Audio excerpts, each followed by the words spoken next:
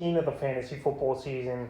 And here's a few wide receivers I will bench this week. The first guy, Brandon Naiuk of the San Francisco 49ers. So Naiuk, he's been a weird player this season. The first 5-6 weeks of the year, he got off to a horrible start after a lot of people took him in the 5th or 6th round of most fantasy drafts. And then weeks 11 and 12, he had great games. And then last week, where he was the number one guy in that San Francisco 49er offensive receiver, he just didn't get things going. And now Deebo Samuel is questionable for Week 14, so the last few weeks here for Ayuk. Week 11 at Jacksonville, 7 catches, 85 yards and a touch. Week 12 versus the Vikings, 1 carry, 4 yards, 3 catches, 91 yards. And then last week, like I mentioned, at Seattle, 3 catches, 55 yards. So on paper, a good matchup at Cincinnati that gives up the 11th most fantasy points to receivers on the year. But right here, Brandon Naiuk, I just can't trust him. And if you're a team trying to make the playoffs this week here, especially in a 2-wide receiver league with a flex, there's no way I could trust Ayuk.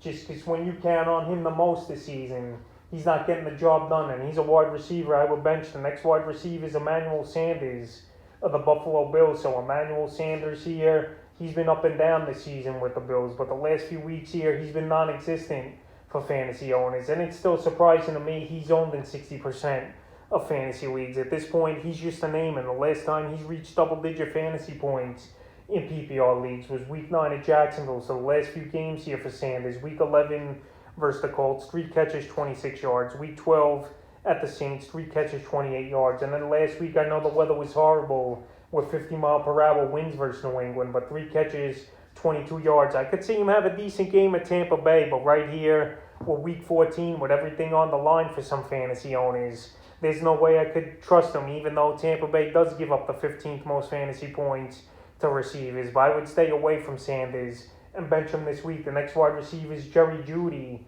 of the Denver Broncos. So Judy came back a few weeks ago from his injury, and he really has been non-existent as well here. Teddy Bridgewater, he's not really been doing good for fantasy owners and getting his receivers the ball. And Cortland Sutton and Judy really haven't done much this season. Week 11 versus Philly, 1 carry, 3 yards, 6 catches, 48 yards.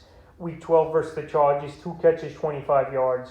And last week at Kansas City, a lot of garbage time for Judy, but he still only had 4 catches, 77 yards, which isn't a great number in PPR leagues. So right here, Week 14, I know it's a great matchup on paper versus the Detroit Lions, but right here, Judy's ceiling, it seems like, is 12 fantasy points, with his floor being anywhere from 6 to 7 fantasy points. So right here, he definitely could score a touchdown and have a big game. But after weeks of really not doing anything for fantasy owners, with 10 or 11 points at most, there's no way I could trust him.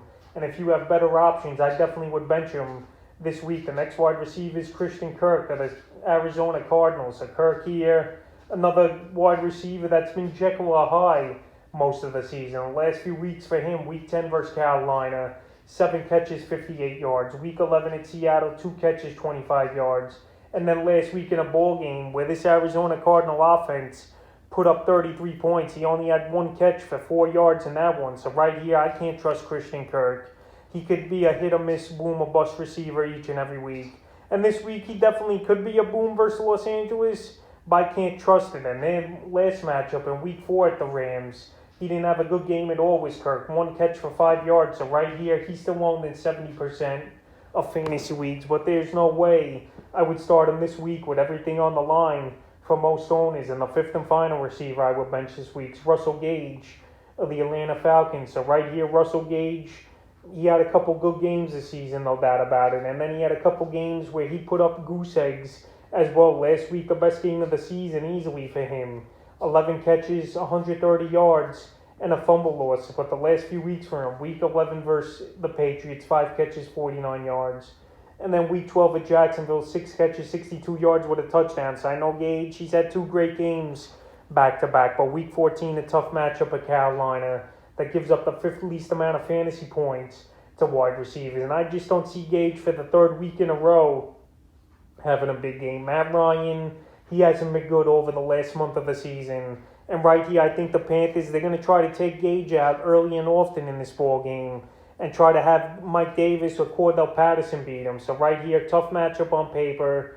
Russell Gage has been hit or miss. And in his last meeting versus Carolina, in Week 8, he had the old goose egg, no targets and no fantasy points, obviously. So this week here, with a lot of things not going his way, he's a wide receiver I would get away from and bench this week. So that's a few receivers I would bench here for week 14 of the fantasy football season.